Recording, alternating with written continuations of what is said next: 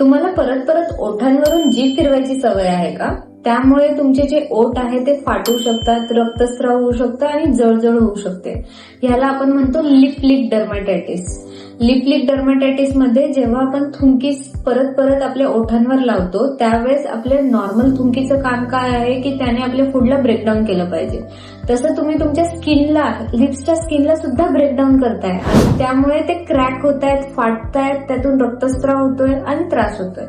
सगळ्यात महत्वाचं म्हणजे तुम्ही काही स्टिरॉइड क्रीम्स लावत असाल किंवा फ्लेवर्ड लिप बाम्स लावत असाल किंवा घरचे काही नुसके वापरत असाल लिप्स छान दिसण्यासाठी, तर ते बंद करायचे. लिप लीक करणं बंद करायचं, म्हणजे जीभ फिरवणं परत परत बंद करायचं. सोबतच स्टिरॉइड क्रीम्स बंद करायच्या.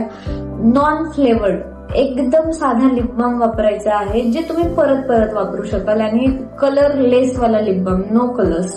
सोबतच लिपस्टिक्स बंद करायचे आहे आणि तुम्ही माइल्ड मॉइश्चरायझेशन देऊ शकता तुमच्या लिप्सला, पण मॉइश्चरायझर जास्त थिक नको त्यासाठी.